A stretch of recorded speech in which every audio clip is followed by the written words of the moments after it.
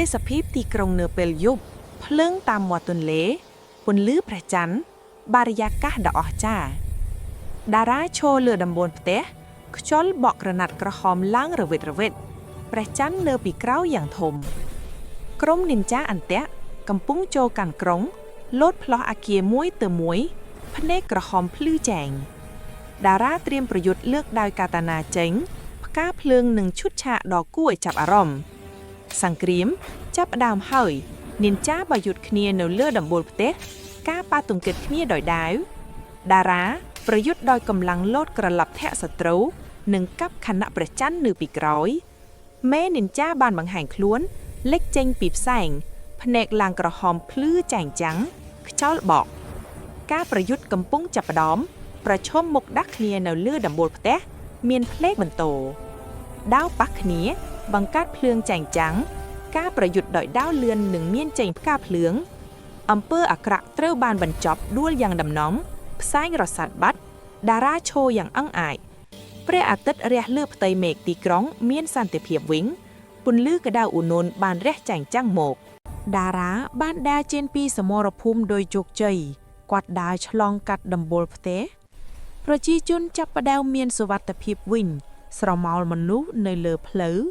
សម្លឹងមើលក្រុមនីនចាបានរត់គេចខ្លួនយ៉ាងលឿនចូលទៅក្នុងផ្សែងនៅផ្លូវតូចចង្អៀតតារាមិនអនុញ្ញាតឲ្យអំពើអាក្រក់គេចផុតឡើយ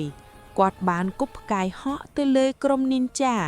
ប៉ះជញ្ជាំងដែលកំពុងរត់គេចខ្លួននិងផ្កាភ្លើងបង្កើតជាសំឡេងក្រុមនីនចាចុះចាញ់លុតជង្គង់នៅក្នុងផ្សែងហើយក៏បានរលាយខ្លួនបាត់ទៅ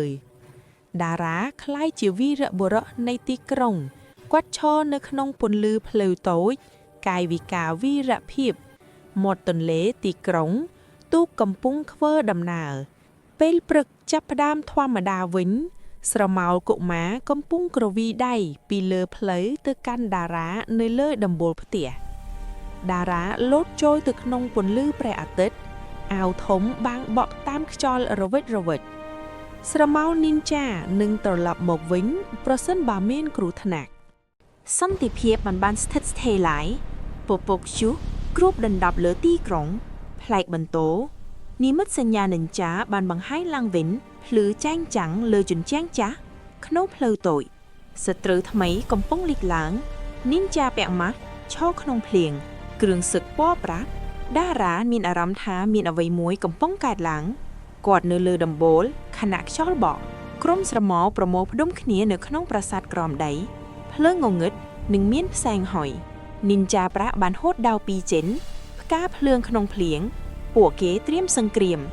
វីរបុរសត្រៀមការពារទីក្រុងម្ដងទៀតគាត់លោតឆ្លងកាត់អាគារឆ្ពោះទៅរកពពកព្យុះការប្រឈមមុខដាក់គ្នាលើដំបូលអាគាររវាងតារានិងនីនចាប្រាក់ភ្លៀងនិងផ្លែកបន្ទោដាវប៉ះគ្នាក្រោមភ្លៀងការផ្លាស់ប្ដូរដាវយ៉ាងលឿនភ្លៀងធ្លាក់ខ្លាំងផ្កាភ្លេងតារាលោតទាត់នីនចាពណ៌ប្រាក់ដួលថយក្រោយក្នុងចលនាយឺតការប្រយុទ្ធមិនទាន់ចប់ឡើយតារារអិលឈប់ភ្នែកពណ៌ខៀវភ្លឺតារាក្រោកឈរពីភ្លៀងផ្លែកបន្ទោនៅពីក្រោយពន្លឺពណ៌ខៀវរះឡើងនាងចាស់ពណ៌ប្រាក់កំពុងរត់ទៅមុខជាមួយនឹងដាវពីរបានវាយប្រហារដាវប៉ះទង្គិចគ្នាផ្កាភ្លើងពណ៌ខៀវភ្លឺនិងបៃតងហោះឡើងភ្លើងចែងចាំងតារាលោតបង្វិលខ្លួនវាយតបដោយកម្លាំងពេញភ្លៀងធ្លាក់ដោយភាពយន្តនាងចាស់ប្រាក់បានបែងក្រុមស្រមោលចូលរួមប្រយុទ្ធលោតចូលជួយតារាត្រូវបានឡោមពួតដោយក្រុមស្រមោលសត្រូវផ្លែកបន្ទោពីលើក្បាលតារាបញ្ចេញស៊ូភើថាមពលពណ៌ខៀវយ៉ាងធំបែងទៅលើក្រុមស្រមោលនាងចាស់ស្រមោលត្រូវបានរលកថាមពលបក់ត្រូវបានផ្លុំចេញពីគ្នានាងចាស់ពណ៌ប្រាក់លុតជង្គង់ដាវត្រូវបានទម្លាក់ចុះភ្លៀងកំពុងធ្លាក់វីរបុរសឈានទៅរកជ័យជំនះបានដើរចេញទៅខណៈពេលដែលមានភ្លៀងសន្តិភាពបានត្រឡប់មកវិញម្ដងទៀតព្រះអាទិត្យរះលើផ្ទៃមេឃលើទីក្រុងថ្ងៃរះលើប្រាសាទអង្គរវត្តអពពណ៌មាសកម្លាំងបុរាណកំពុងភ្ញាក់ឡើងតារាមកដល់ដែនបុរាណគាត់ដាវកាត់ច្រកទ្វារអង្គរវត្តធូលីដីនៅលើអាកាសអាចកំបាំង កំពុងបើកបង្ហាញនិមិត្តសញ្ញាភ្លឺចែងចាំងនៅលើជញ្ជាំងប្រាសាទក្រុមនិនចាតាមមកដល់អង្គរវត្តស្រមោលលេចចេញនៅចន្លោះសសរថ្មវីរបុរសត្រៀមការពារបេតិកភណ្ឌបានហូតដាវលោតទៅកាប់ពីចម្ងាយសង្គ្រាមចាប់ផ្ដើមឡើងវិញការប្រយុទ្ធគ្នាក្នុងចំណោមសសរនិងផ្កាភ្លើងតារារត់ឆ្លងកាត់ស្ពានប្រាសាទការពារអង្គរវត្តគឺជាកាតព្វកិច្ចរូបសំណាកអ្នកថែរក្សាថ្មបុរាណដ៏ធំសម្បើមភ្លឺចែងចាំងពណ៌ខៀវអ្នកថែរក្សាថ្មលើកដៃឡើងកម្លាំងបុរាណត្រូវបានដោះលែងចេញអំពើអាក្រក់ត្រូវបានបំបត្តិថាមពលបុរាណបោកបោកត្រឡប់មកវិញតារាឈរនៅមុខអង្គរវត្តពេលថ្ងៃលិចស្រមោលវីរភាពបានមកវិញក្រោមអង្គរវត្តមានអាថ៌កំបាំងមួយទៀតផ្លូវរួងក្រោមដីមានចម្លាក់បុរាណតារាដើរដោយប្រុងប្រយ័ត្ននៅក្នុងផ្លូវរួងក្រោមដីដោយមានភ្លើងនៅក្នុងដៃអាសនៈដែលត្រូវបណ្ដាសាពីបុរាណភ្លើងភ្លីពណ៌ស្វាយកំពុងហោះចុះហោះឡើងវិញ្ញាណស្រមោលពណ៌ស្វាយកំពុងងើបចេញពីអាសនៈត្រូវបានដោះលែងមកតារាដើរថយក្រោយត្រៀមខ្លួនជាស្រេចគ្រោះថ្នាក់ថ្មីកំពុងចាប់ផ្ដើមមកវិញ្ញាណស្រមោលវាយប្រហារតាមអាកាសហោះអណ្ដាតព័ទ្ធជុំវិញខ្លួនតារាគាត់ប្រយុទ្ធជាមួយវិញ្ញាណស្រមោលអាថ៌កំបាំងក្រវីដាវដែលភ្លឺចែងចាំងផ្លូវរួងក្រោមដីញ័ររញ្ជួយថ្មធ្លាក់ចុះមកក្រោមដីឡើងច្រើនសន្ធឹកសន្ធាប់ស្រមោលយក្សដៃត្រូវបណ្ដាសាកំពុងបង្កើតឡើងពីផ្សែងបានក្រោកឡើងសង្គ្រាមចុងក្រោយបានមកដល់ហើយតារាបានចាក់ស្រមោលយក្សមួយកំបិត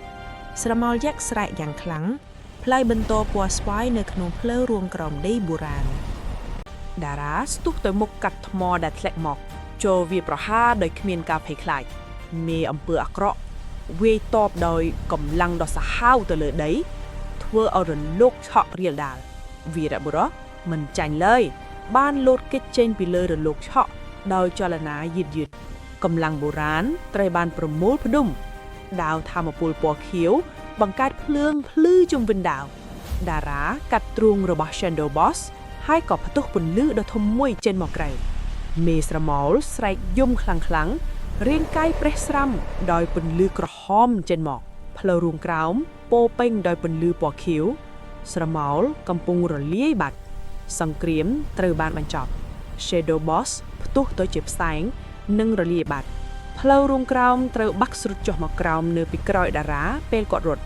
តារាបានលោតហោះចេញទៅក្រៅទីធ្លាអង្គរពន្លឺព្រះអាទិត្យភ្លឺចែងចាំងតារាឈរនៅមុខអង្គរដាវនៅលើស្មាកាយវិការវីរភាពនឹងបានបង្ហាញមុខ